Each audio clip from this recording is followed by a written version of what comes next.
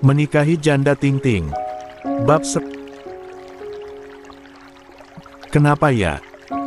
Gumamnya, sembari memandangi mobil yang terus melaju mendekati teras utama. Selesai memarkirkan mobil, Arman segera turun dengan tergesa dan betapa terkejutnya dia ketika melihat mobil Adam di depan teras rumahnya. Ucapan Sofia di kantor tadi seakan langsung terbukti. Ternyata mereka benar-benar pulang berdua. Ucapannya terdengar lemas. Langkahnya pun berlanjut masuk ke dalam, dengan perasaan semakin berkecamuk. Ruang demi ruang Arman sambangi untuk mencari keberadaan istri dan an-empatnya. Pikirkan negatif pun turut menguasai. Tapi, semua yang memenuhi kepala langsung terbantahkan begitu saja. Dari ambang pintu teras samping, Arman memandangi Chelsea sedang asik mengobrol bersama Adam dan beberapa orang karyawati dan karyawan kantor. Nah itu Pak Arman pulang. Seorang pria langsung berdiri, diikuti yang lain. Mereka semua berbondong-bondong mendekat untuk menyapa pemilik kantor manajemen, sekaligus suami dari atasan. Mereka, wah, makin ganteng aja Pak Arman. Iya nih, pantas Bu Chelsea betah banget ambil cuti kemarin. Lagi sibuk di reskrim ya, Pak. Arman hanya menyalami tangan orang-orang itu, sementara fokusnya tetap tertuju kepada Chelsea yang sedang berjalan ke arahnya. Menarik jaket yang menggantung di lengannya. Tadi kami habis peninjauan ke pabrik. Jadi mereka sekalian mampir ke sini, mau nyapa Mas Arman, katanya. Tutur katanya begitu lembut, seolah tidak ada masalah di antara mereka. Semarah apapun Chelsea, dia tidak akan pernah menjatuhkan harga diri suaminya di depan banyak orang. Apalagi menunjukkan kalau mereka sedang tidak baik-baik saja. Oh begitu. Perhatian Arman kembali beralih kepada para pegawainya. Kalian, jangan langsung pulang. Ini sudah hampir maghrib, lebih baik kita salat dan makan malam bersama. Terima kasih Pak Arman. Sahut semuanya dengan antusias. Melompat-lompat dan bertepuk tangan, karena memang itu yang mereka tunggu sejak tadi. Chelsea segera masuk untuk membawa jaket dan tas di tangannya ke kamar. Sedangkan Arman sendiri ikut bergabung dengan Adam dan yang lain di kursi taman. Men. Adam berdiri, menyalami tangan sepupunya sebentar, lalu kembali duduk ke posisi semula. Maaf kami semua jadi merepotkan. Tadi aku juga sekalian mau ketemu Guzel. 20. Santai saja. Oh ya, mamamu sudah di Washington atau masih di Paris? Alhamdulillah, sudah balik ke Washington. Sekarang sibuk terapi dan jalan-jalan. Terima kasih karena kamu sudah menganggap Guzel seperti putrimu sendiri, men. Aku juga lebih fokus kerja sekarang. Jangan sungkan, seperti orang lain saja. Senyum Arman kembali terpancar sumringah dan penuh kelegaan. Padahal baru beberapa saat lalu, ia hampir mengamuk karena berpikir Chelsea benar-benar pulang berduaan dengan Adam. Matahari yang semakin tenggelam di ufuk barat, membuat Arman segera beranjak, mempersilakan para tamunya untuk melanjutkan obrolan di dalam rumah. Ba'da Isya semua tamu yang membuat situasi begitu riuh dan ramai, telah pulang. Sekarang, tinggal Chelsea dan 3 orang artnya yang sibuk beres-beres di dapur belakang. Mencuci piring sisa makanan dan alat-alat dapur lainnya. Nyonya, biar kami saja. Bibi semakin tak enak hati saat melihat majikannya mencuci piring. Nyah, nanti kalau Pak Arman lihat, kami semua bisa kena masalah. Nggak apa-apa, Bi.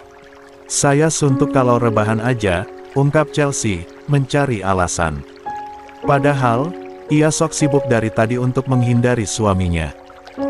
Sampai detik ini, ia belum siap untuk bicara berdua dengan Arman, karena takut terbawa perasaan dan akhirnya mengucap hal-hal yang tak patut dikatakan sebagai seorang istri.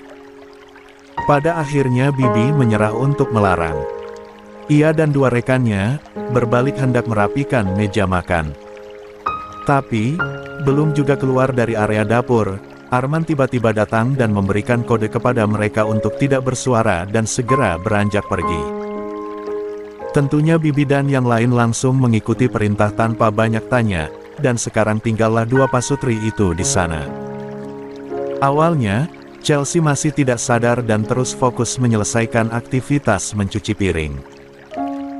Namun, ketika berbalik, hendak mengambil piring kotor di atas meja dapur, tubuhnya kembali membeku.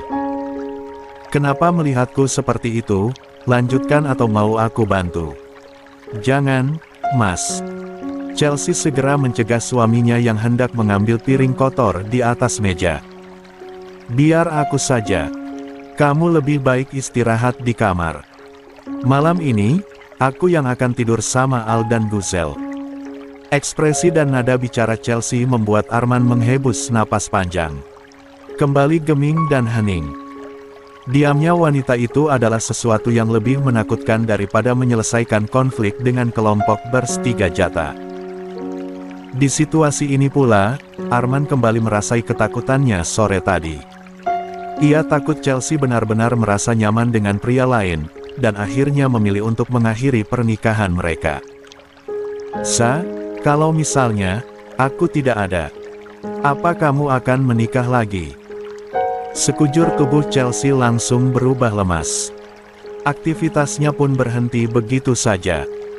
Terdiam beberapa saat, sebelum akhirnya berbalik badan, menghadap Arman. "Kenapa tiba-tiba ngomong gitu?" Arman tersenyum getir, sembari menatap istrinya dengan sorot berkaca-kaca. "Entahlah. Aku merasa sangat takut ketika membayangkan, posisiku diisi dengan pria lain. Padahal, sampai sekarang, aku masih gagal dan tidak becus menjadi suamimu." Chelsea mengerjap saat merasakan matanya memanas, dan ia segera berbalik menghadap wastafel untuk 21.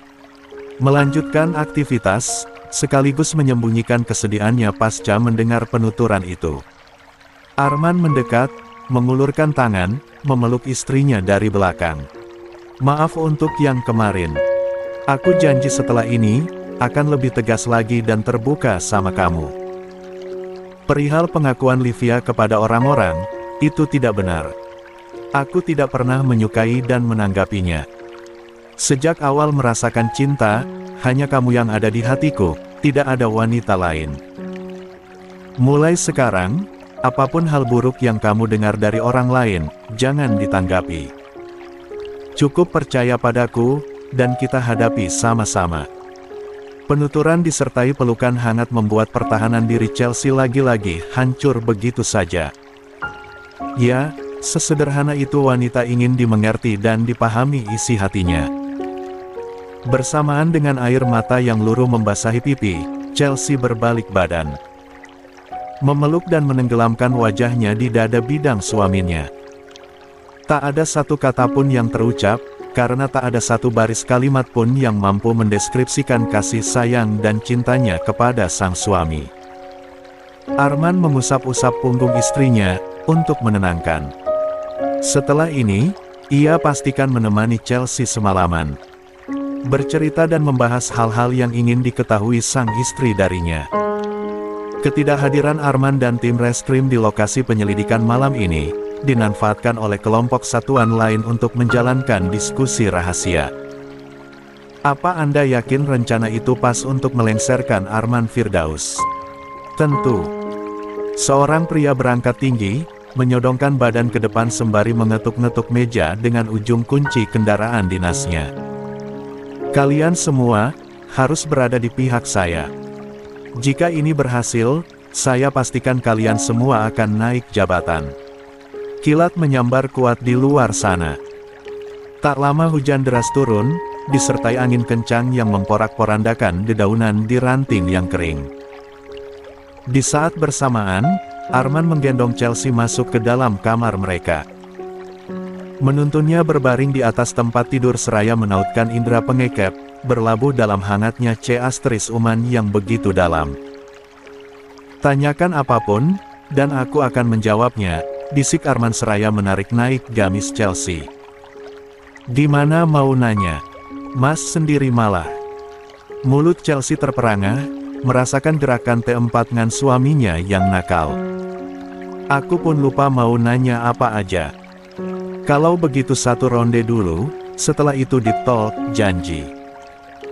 Bisiknya sebelum kembali melanjutkan aktivitas panas di tengah derasnya hujan di luar sana. Jari jemari tangan mereka saling menggenggam kuat, seiring kata cinta yang terus terucap. Chelsea yang semakin terbawa suasana hanya bisa memejamkan mata dan membiarkan Arman mendominasi di ronde pertama.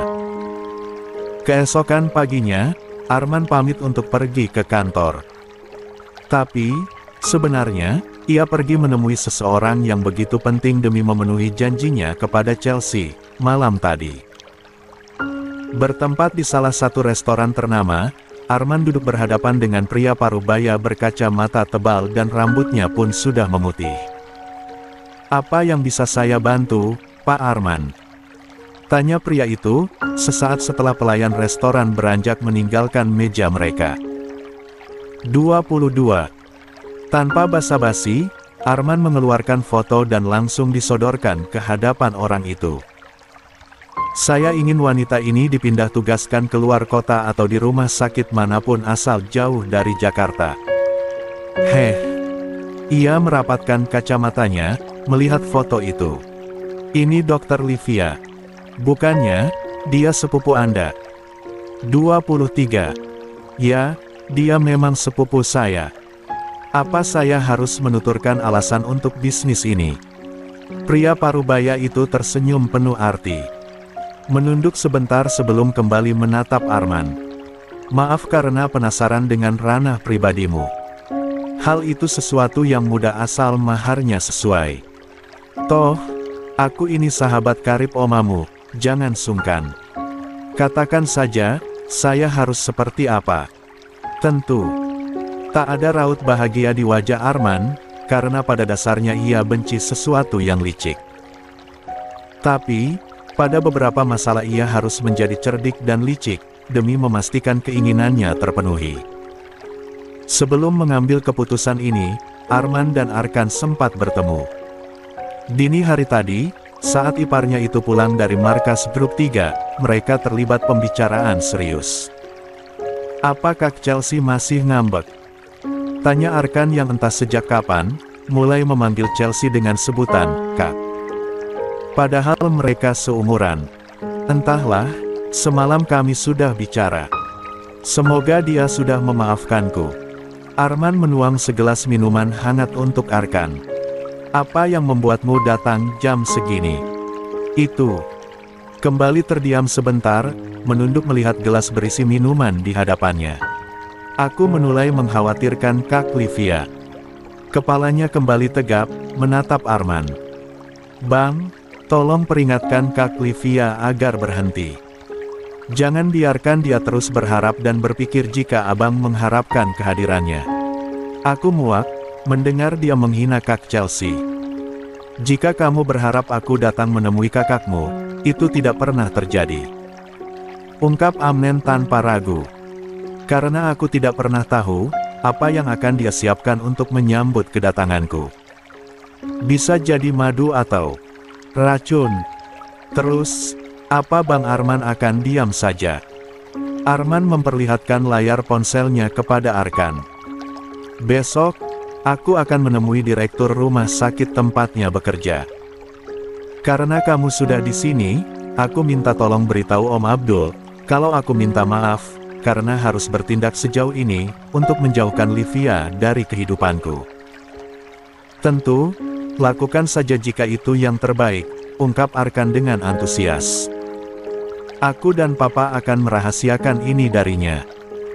"Jangan, justru kau harus memberitahu bahwa aku yang membayar pemilik rumah sakit untuk menempatkannya di tempat yang jauh." "Hah, kenapa seperti itu?" "Aku ingin dia sadar jika aku tidak menginginkannya. Dan saat dia marah, dia akan datang menemuiku dengan sendirinya. Apapun yang aku bicarakan padanya nanti, biar menjadi urusanku. Abang yakin, ini akan berhasil?" Arman mengangguk, serius. Meski ia tidak yakin hal ini akan membuat Livia jera sepenuhnya. Setidaknya ia membuat ingin wanita itu merasakan sakit, karena membuat istrinya menangis.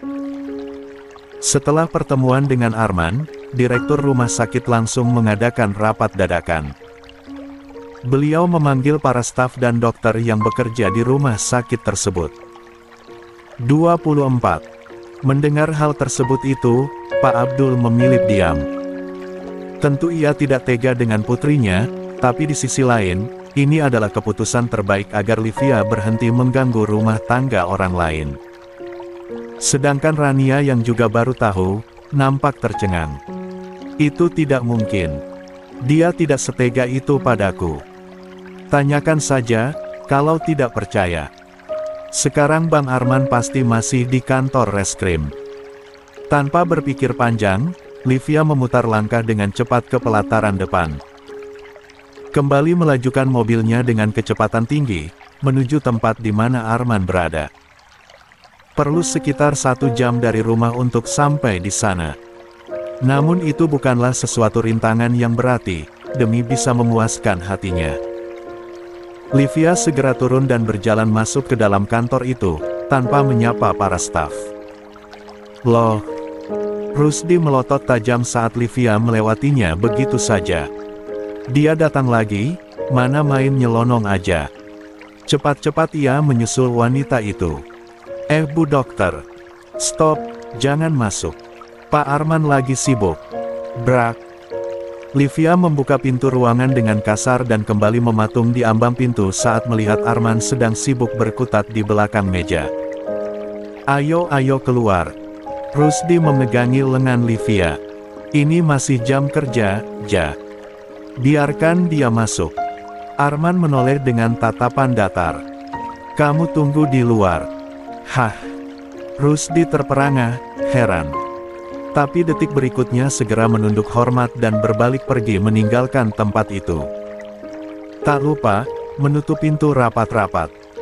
Livia kembali beranjak dan akhirnya duduk di hadapan Arman. Kedua matanya memerah, penuh amarah dan kekecewaan. Sekarang katakan, apa benar? Kamu yang membuat aku dikirim ke luar kota. Aku membayar mahal untuk itu, jawabnya dengan nada datar. Tanpa rasa bersalah. Kenapa? Sentak Livia seraya mengeratkan cengkraman tangannya pada kedua lutut di bawah sana. Men, butuh waktu bertahun-tahun agar aku bisa kembali ke Jakarta. Aku harus menunggu mamaku M4 dulu agar bisa melihat kamu setiap hari seperti dulu. Tapi, aku tidak ingin melihatmu lagi. Arman menyondongkan badannya ke depan. Menatap Livia lebih serius. Istriku menangis karena mulut berbisamu, dan gara-gara kau. Aku hampir kehilangan wanita dia untuk kesekian kali. Aku masih sangat baik dengan mengirimmu ke luar kota. Lanjut Arman. Padahal aku bisa saja merencanakan hal yang lebih besar agar kau hilang di telan bumi. Sadarlah, aku tidak akan pernah sudi bersama wanita bersifat buruk sepertimu. Setiap ucapan yang keluar dari mulut Arman, bagai bilati, yang terus melukai sanubarinya. Matanya melotot, tapi bulir bening itu mengalir begitu saja. Kau ingin aku pergi dari sini? Pergilah dan jangan pernah muncul di hadapanku lagi. Caramu meredahkan, memfitnah dan menyakiti hati Chelsea, tidak akan pernah bisa aku maafkan, sampai kapanpun. Kenapa kau setega ini? Padahal aku berjuang mati-matian untuk bertahan hidup demi bisa bertemu kamu lagi. Kenapa? Hanya demi seonggok restoran kau meredahkan aku. Arman berdiri dengan cepat, mengangkat sebelah tangannya dan plak. 25. 1T4 map, rantelak, Arman jatuhkan ke pipi Livia. Wajahnya dipenuhi amarah yang meluap-luap seolah sisi lainnya sebagai singa reskrim muncul di saat yang tidak tepat. Hingga tak bisa mengendalikannya diri sendiri di depan wanita. Rusdi, Rizal. Kedua pria yang sejak tadi menguping di balik pintu, sempat terperanjat kaget saat mendengar panggilan sang komandan. Cepat-cepat mereka menormalkan diri dan segera masuk ke dalam. Siap, komandan. Bawa wanita ini keluar, dan jangan pernah biarkan dia muncul di hadapanku lagi. Arman. Livia hendak memeluk, tapi Rusdi bergerak lebih cepat menarik bahunya. Jangan membuat keributan di sini, ayo pergi. Lepas. Aku belum selesai bicara.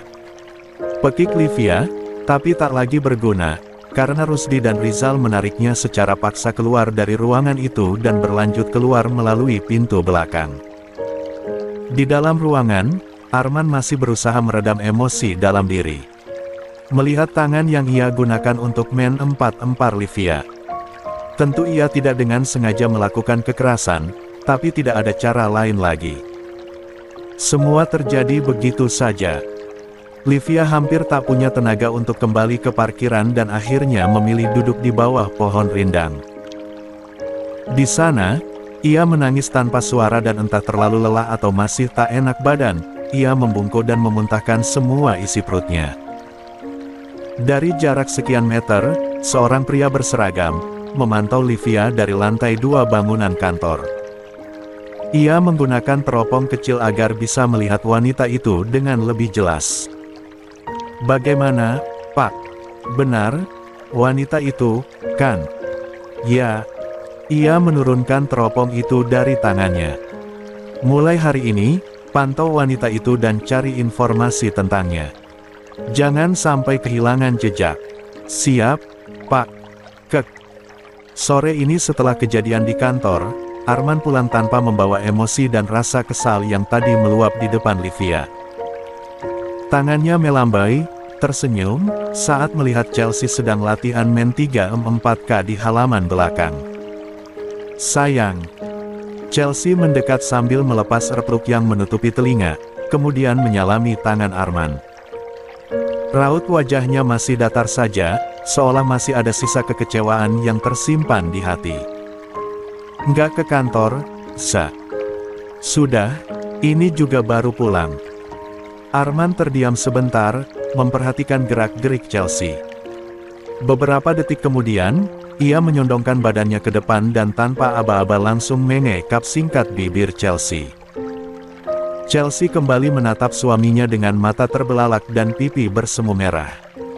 Sayang, main-main ke villa yuk. Tangan Arman mengusap-usap pucuk kepala istrinya. Lanjutin proyek yang tertunda. 26. Ayub. Altaf tiba-tiba muncul dari bawah meja taman. Berjalan petantang-petenteng mendekati sang ayah sambil memegang kucing kecil di tangannya. Memang ada proyek apa, ya?